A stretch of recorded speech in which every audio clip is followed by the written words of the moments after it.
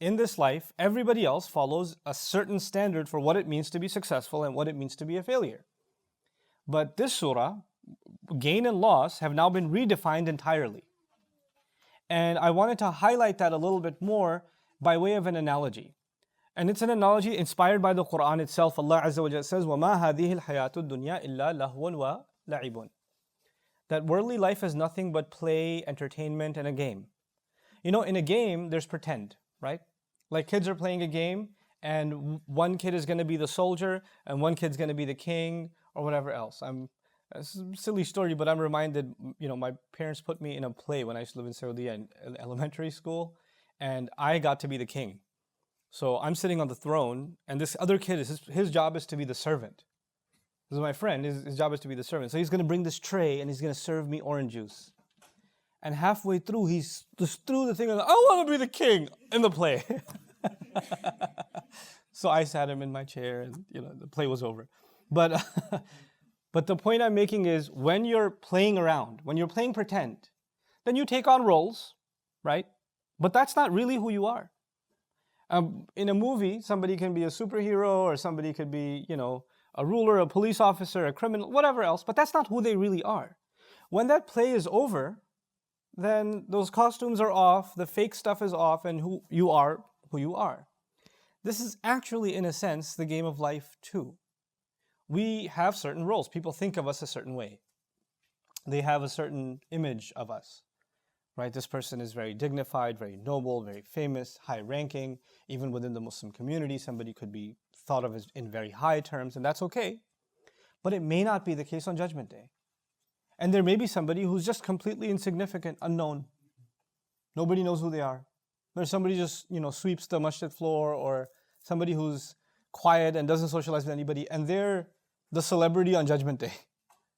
They have mountains of good deeds behind them.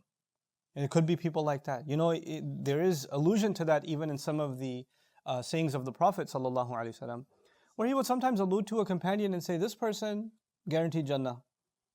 This person, you know, if you could be like him. And they're like, who? And he'd point to somebody and they'd be like, him? We don't even know who he is. What does he do? I've never heard him speak. He's never done anything major in public or nothing. What's so great about him? So this, to internalize that the standards that people judge by are not the standards Allah judges by in Surah Al Asr.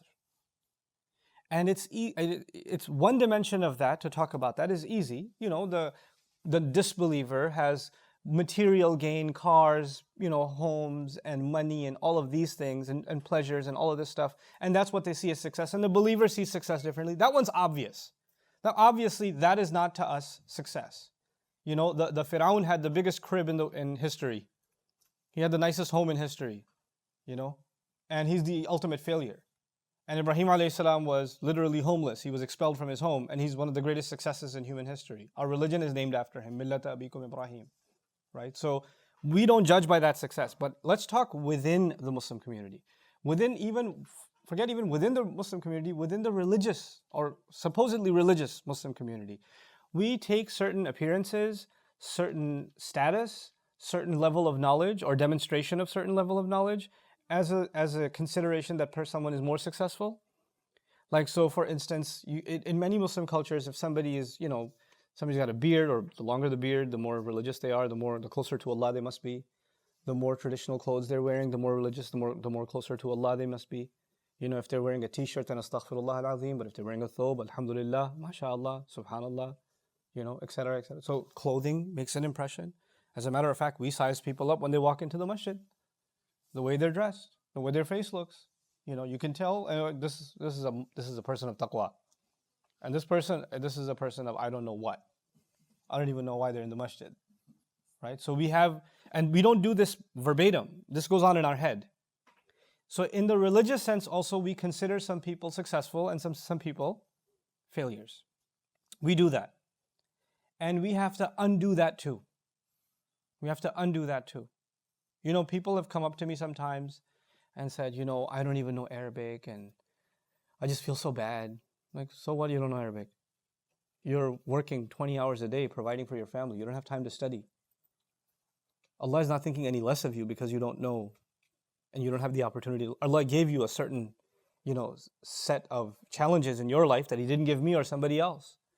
He's not going to judge you by my standards. But what we do always is we compare ourselves to others and put ourselves down or up compared to others. Yes, you can take inspiration from others, but don't pass false judgment on yourself in comparison to others. Every one of us has our own mawazeen, if you remember I mentioned that. Everyone has our own standards, our own challenges, our own struggles. And what this surah is giving us is really a look in the mirror. The clearest we have to be is not in comparison with somebody else, but really with ourselves.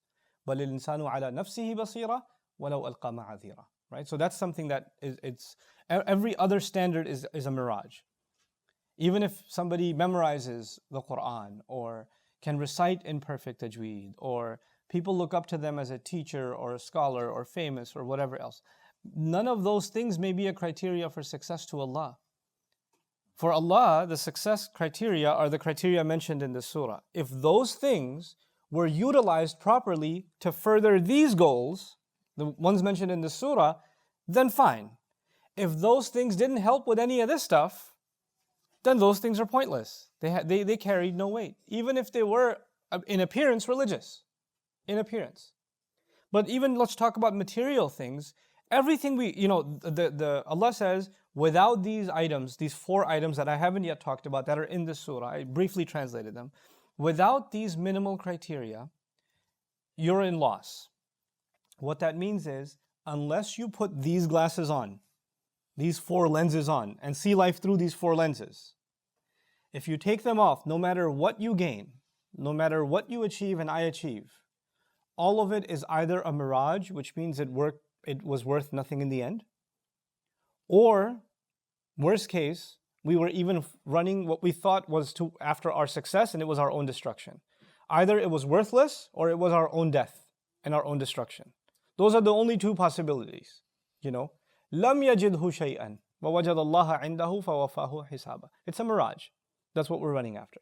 These ayat, and the conclusion of this surah, is actually there to open our eyes and to show us everything else. By the way, I'm not saying you can't get a nice house, or can't live a good life, or can't get a good job, or can't dress well. All of those things are fine. Those things are only fine after this is there.